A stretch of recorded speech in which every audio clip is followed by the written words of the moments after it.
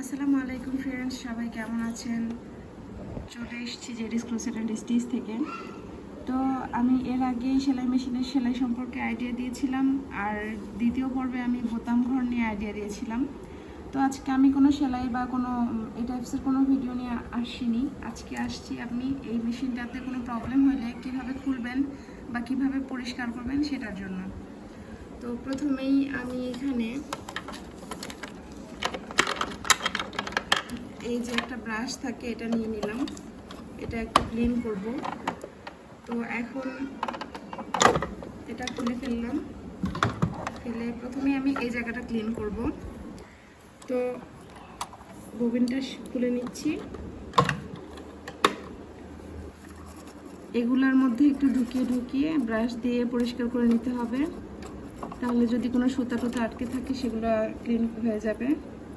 তারপরে এই যে ভিতরের এগুলো অনেকেই পারে না আসলে ক্লিন করতে, কিভাবে করতে হবে।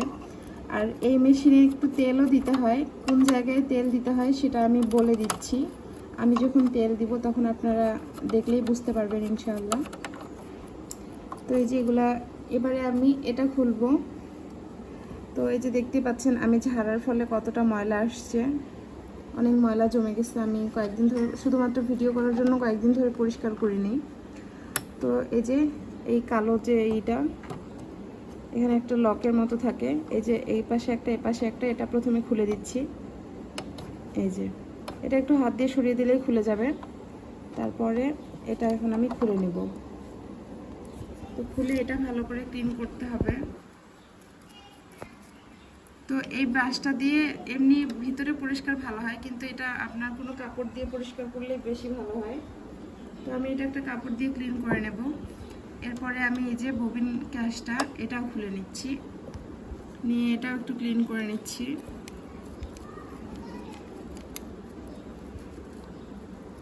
তো এগুলো কিন্তু আপনারা প্রায় 2-1 দিন পর যদি রেগুলার মেশিন ইউজ করেন 2-1 দিন পর ক্লিন করার চেষ্টা করবেন, তা না হলে মেশিনে অনেক প্রবলেম হবে।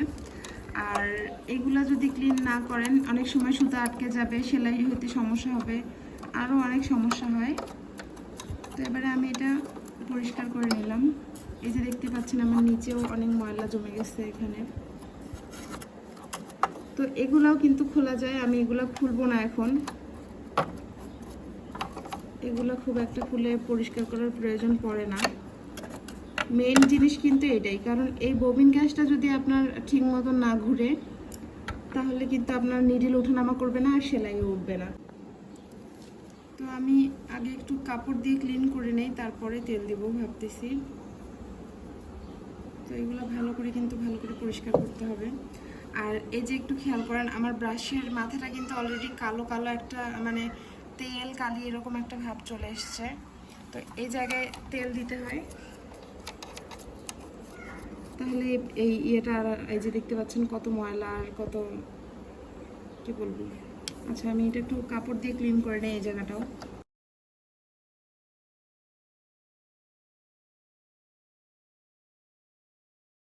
তো যাই হোক, মোটামুটি আমার ক্লিন করা হয়ে গেছে। আমি এখন এই যে আপনারা একটু খেয়াল করবেন, এই মেশিনের শুধু এই জায়গায় তেল দিলেই হয়, আর বিশেষ কোনো জায়গায় তেল দেওয়ার প্রয়োজন নেই। এই যে রাউন্ডটা যেখানে আছে এই পিছন বরাবর দিবেন এবং এখানে দিবেন, তাহলেই হয়ে যাবে। কারণ এটা কিন্তু ঘোরে, এই যে দেখতে পাচ্ছেন এই জিনিসটা ঘুরে, আর এটার সাথে যেহেতু ববিন গ্যাসটা থাকে, তো এর জন্য এখানে ভালো করে তেল দিতে হবে। এখানে যত বেশি তেল দিবেন আপনার সেলাই তত ভালো হবে। তো আমি এখানে তেল দিয়ে দিলাম, এবারে এটা আটকে দিব।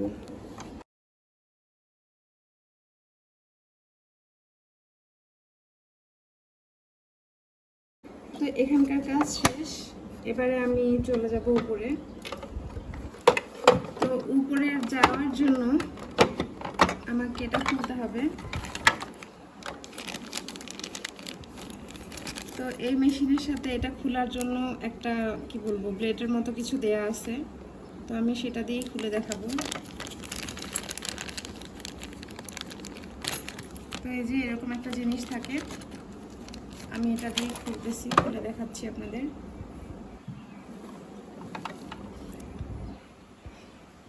এই যে একটা চিকন সাইড আছে, একটা মোটা সাইড আছে, তো মোটা সাইডটা দিয়ে এই মেশিনটা আমাদেরকে খুলতে হবে।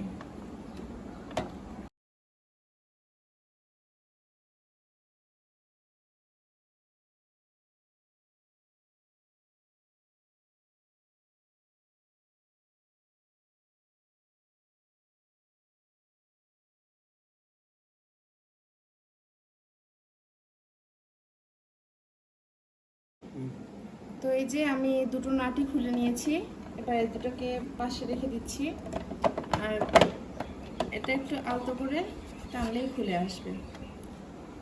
তো এরপর হচ্ছে এটা, যেহেতু ইলেকট্রিক জিনিস বেশি ঘাটাঘাটি না করাই ভালো, তো আমি দেখিয়ে দিচ্ছি। সাধারণত হয় কি, এই যে এটা যে উঠানামা করে সুতাটা, এই সুতাটা অনেক সময় এই যে এখানে আপনারা একটু খেয়াল করুন, এই যে এখানে আমার সুতা লেগে আছে, আপনারা দেখতে পাচ্ছেন কিনা আমি জানি না, এই জায়গায় অনেক সময় সুতাটা চলে যায়, এখান থেকে সুতা ছিঁড়ে গেলে এখানে চলে যায়, গিয়ে এখানে লক হয়ে যায়। আর এখানে সুতা লক হয়ে গেলে, বেশি সুতা জমে গেলে কিন্তু সেলাই উঠতে চায় না। তো আমি এটা বের করে নেওয়ার চেষ্টা করতেছি, এখানে হাত পৌঁছাচ্ছে না। আচ্ছা, আমি এই সুতাটা খুলে ফেলি। তো এই জায়গায় যে সুতাগুলো লাগবে সেগুলো অবশ্যই আপনারা চেষ্টা করবেন ক্লিন করার, তা না হলে কিন্তু এই যে দেখতে পাচ্ছেন কতগুলো, একটা না অনেকগুলো সুতা জমে গেছে। ও মারে, অনেক সুতা এখানে আটকে আছে। আচ্ছা, তো ছিঁড়ে ছিঁড়ে যাচ্ছে, আমি একটু ভালো করে যত্ন করে এই করবেন। তো যেহেতু ইলেকট্রিক জিনিস, এই যে অনেকগুলো সুতা একসঙ্গে বের হলো। তো এই যে দেখতে পাচ্ছেন এখানে তেল কালি, মানে কি বলবো, যাই হোক, এটা অবশ্যই পরিষ্কার করবেন। এটা পরিষ্কার না করলে অনেকে সাহস করে এটা খুলতে চাইবেন না হয়তো, যে এটা খুললে যদি নষ্ট হয়ে যায় মেশিনটা। না, এরকম কিছু না, এখান পর্যন্ত কিছু নেই, বিশেষ কিছুই নেই, এখান পর্যন্ত এটা খুবই ইজি। এরপরে যখন পরের লেভেলে আপনি এই লেভেলটা খুলতে যাবেন, তখন আপনার প্রবলেম হবে অনেক সময়। তো এ পর্যন্ত খোলাতে কোনো ভয় নেই। তো আমি এটা খুললাম, খুললে এখন এটা একটু ব্রাশ দিয়ে ক্লিন করে নিচ্ছি, যেগুলোতে একটু ময়লা জমে আছে, সুতার ছেঁড়ার মতো। তো আমি এগুলো একটু ক্লিন করে নিচ্ছি। এই যে দেখতে পাচ্ছেন এখানে অনেক ময়লা জমেছিল, এই যে দেখছেন। এগুলো অবশ্যই চেষ্টা করবেন পরিষ্কার করতে, কারণ এগুলো পরিষ্কার না করলে মেশিনের সেলাই ভালো হবে না।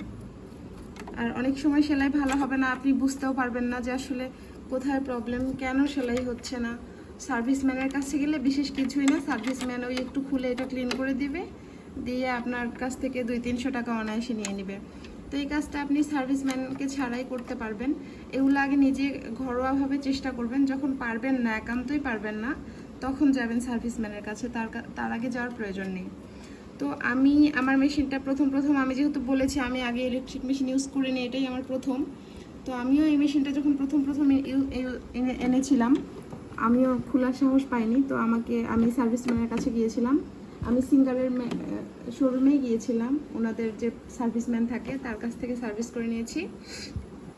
তো ওনারা আমাকে বলল যে এতে কোনো বিষয় না, এই পর্যন্ত আপনি অনায়াসে খুলবেন, এরপরে এটাও খোলা যায়। এটাও আমাকে ওনারা খুলে দেখিয়ে দিয়েছিল। এটা মূলত, এটার নাম হচ্ছে টেনশন।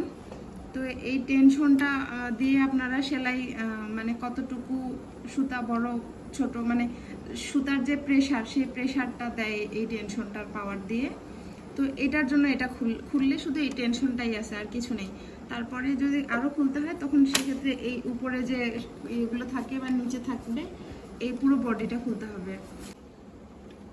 তো যাই হোক, যেটা বলছিলাম, আপনারা নিজের থেকে এগুলো খুলে পরিষ্কার করবেন, এতে ভয়ের কিছু নেই, টেনশনেরও কিছু নেই।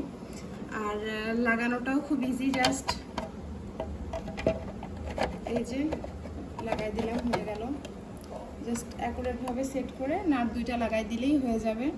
তো এগুলো অবশ্যই পরিষ্কার করবেন। আর যার তার কথা শুনে মেশিনের ভিতরে তেল দিতে যাবেন না। এগুলাতে ওই যেটা বলতেছিলাম, গ্রিস যাই হোক কিছু একটা দিয়ে দিবে।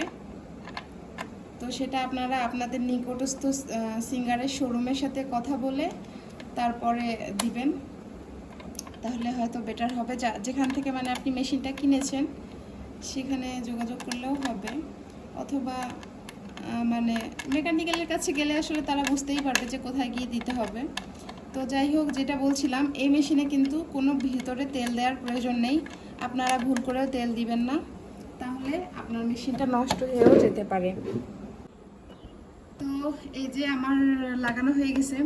আর ইম্পর্টেন্ট কথা যেটা বলতে চাচ্ছিলাম, আপনারা বেশি কিছু ঘাটাঘাটি করতে যাবেন না, যেহেতু এগুলো ইলেকট্রিক্যাল জিনিস, মানে আমাদের জ্ঞানের বাইরে অনেক কিছু থেকে যায়। তো যাই হোক, আপনাদের যদি সত্যিই কোনো প্রবলেম মনে হয় যে না আমি পারতেছি না, সেই ক্ষেত্রে লোকাল কোনো সার্ভিসম্যানের কাছে না গিয়ে আমি বলবো, রিকোয়েস্ট করব, বেটার হবে আপনারা সিঙ্গার শোরুমে যাবেন। তাদের একটা ব্রাঞ্চ ভিত্তিক একজন সার্ভিসম্যান থাকে যারা প্রশিক্ষণপ্রাপ্ত। আমি লোকাল সার্ভিসম্যানের কাছেও যোগাযোগ করেছিলাম, আমার মেশিনটার কোনো বিশেষ প্রবলেম হয়নি।